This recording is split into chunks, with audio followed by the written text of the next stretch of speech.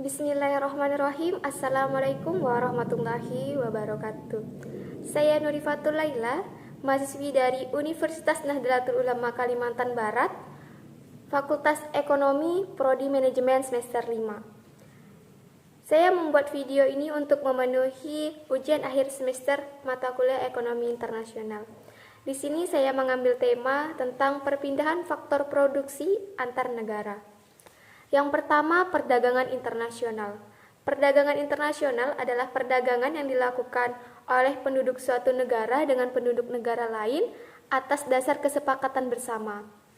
Penduduk yang dimaksud dapat berupa antar perorangan, antar individu dengan pemerintah suatu negara, atau pemerintah suatu negara dengan pemerintah negara lain.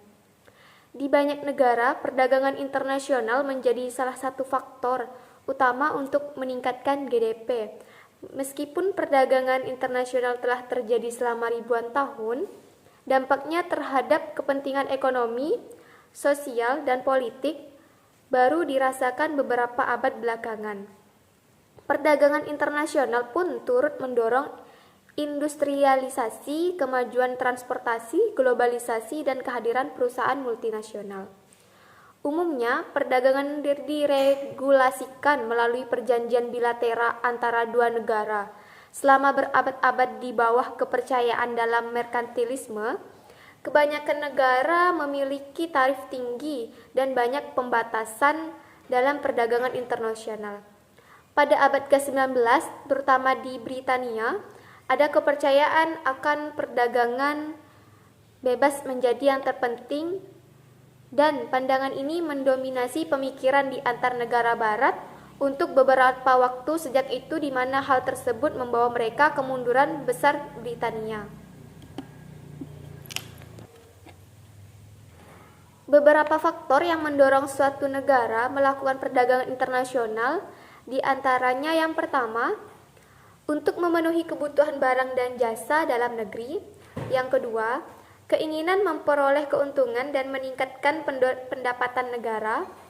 Yang ketiga, adanya perbedaan kemampuan penguasaan ilmu pengetahuan dan teknologi dalam mengolah sumber daya ekonomi.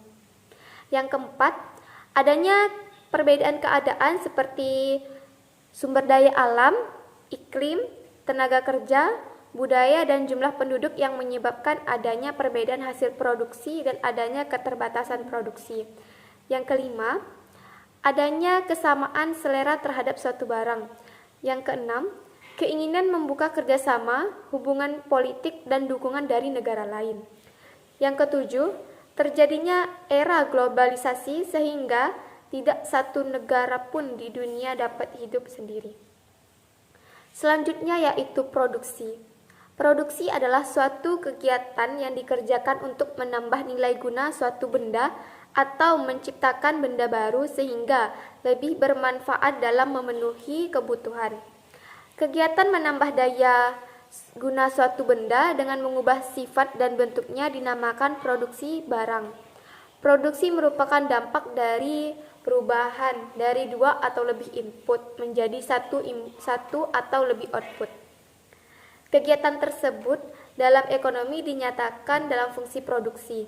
Fungsi produksi menunjukkan jumlah maksimum output yang dapat dihasilkan dari pemakaian sejumlah output dengan menggunakan teknologi tertentu. Untuk mengkaji aspek-aspek produksi, ahli ekonomi menggunakan fungsi produksi sebagai alat analisis. Konsepsi abstrak fungsi produksi yang bersumber pada nilai memungkinkan para ahli ekonomi untuk mengadakan analisis berbagai masalah, seperti penentuan sumbangan pendapatan faktor-faktor produksi, pengaruh faktor produksi terhadap pertumbuhan ekonomi, perubahan teknologi, dan sifat-sifat pengangguran teknologi. Produksi menciptakan barang dan jasa untuk pemenuhan kebutuhan manusia. Kegiatan produksi membutuhkan faktor-faktor produksi seperti sumber daya alam, tenaga kerja, modal, dan teknologi. Pada hakikatnya, produksi merupakan penciptaan atau penambahan faedah atau bentuk, waktu, dan tempat atas faktor-faktor produksi sehingga lebih bermanfaat bagi kebutuhan manusia. Faktor produksi ada tenaga kerja. Migrasi antar negara tidak hanya dipengaruhi oleh faktor ekonomi saja, tetapi juga oleh faktor non-ekonomi seperti misalnya agama, ras, politik. Untuk faktor ekonomi biasanya migrasi didasarkan pada perhitungan pendapatan dan biaya. Harapan untuk memperoleh pendapatan yang lebih tinggi atau standar hidup yang lebih baik merupakan tujuan pindah ke tempat atau negara lain. Tetapi migrasi tidak berarti tanpa biaya. Untuk pindah, baik orangnya, keluarganya maupun barang miliknya tentu perlu biaya dan waktu. Yang selanjutnya adalah modal. Modal merupakan sumber pertumbuhan ekonomi suatu negara, baik modal yang berasal dari dalam maupun luar negeri. Namun bedanya, modal relatif lebih mudah pindah dari satu negara ke negara lain dengan tujuan memperoleh pendapatan. Tentu saja, perpindahan ini harus didukung adanya kebijaksanaan pemerintah yang tidak melarang arus modal masuk dan keluar. Untuk negara penerima pinjaman luar negeri atau investasi dari luar negeri dapat mendorong pertumbuhan. Meskipun barang modal itu harus diimpor, tidak berarti bahwa bisa dibiayai dengan pinjaman luar negeri saja, tetapi juga dapat dibiayai dari sumber dalam negeri yang diarahkan untuk produksi ekspor yang dengan devisa yang diperoleh dapat dipakai untuk membiayai impor barang modal. Selanjutnya, perpindahan modal antar negara. Globalisasi ekonomi merupakan suatu proses aktivitas ekonomi dan perdagangan di mana berbagai negara di seluruh dunia menjadi kekuatan pasar yang satu dan semakin terintegrasi tanpa hambatan atau batasan teritorial. Globalisasi perekonomian ini berarti adanya keharusan penghapusan seluruh batasan dan hambatan terhadap arus barang, jasa, serta modal. Menurut teori perdagangan internasional, perdagangan antar negara yang tanpa hambatan berpeluang memberi manfaat bagi masing-masing negara melalui spesialisasi produksi komoditas yang diunggulkan oleh masing-masing negara. Namun, dalam kenyataannya, tidaklah serta-merta teori ini menciptakan kemakmuran bagi negara-negara yang terlihat. Dampak dari globalisasi ekonomi terhadap perekonomian suatu negara bisa positif ataupun negatif, tergantung pada kesiapan negara tersebut dalam menghadapi peluang-peluang maupun tantangan yang muncul dari proses tersebut. Bagi negara-negara berkembang yang belum siap menghadapi globalisasi bisa menghambat pertumbuhan di sektor industri. Selanjutnya ada teknologi. Kemajuan teknologi di bidang industri menyebabkan terjadinya perubahan proses produksi. Sebelum kemajuan teknologi, pekerjaan di bidang industri hanya menggunakan alat yang masih tradisional, namun sekarang menjadi lebih canggih dan sangat membantu proses produksi. Penerapan teknologi dapat menimbulkan efek negatif yang meliputi faktor fisik seperti panas, bising, serta pencahayaan yang kurang, radioaktif, dan gelombang elektromagnetik yang terdapat di lingkungan dan tempat kerja. Menurut Michael Porter, hal-hal yang harus dikuasai agar suatu negara itu dapat meningkatkan keunggulan kompetitifnya. Yang pertama itu teknologi. Proses teknologi cenderung menjadi faktor produksi yang dominan dan menentukan perkembangan ekspor dan volume perdagangan. Yang kedua, sumber daya manusia dan entrepreneurship. Entrepreneurship merupakan semangat inovasi dan kreativitas dari para pengusaha. Yang ketiga, inovasi tidak hanya diperlukan pada proses awal produksi saja, tetapi juga pada sebelum kejenuhan.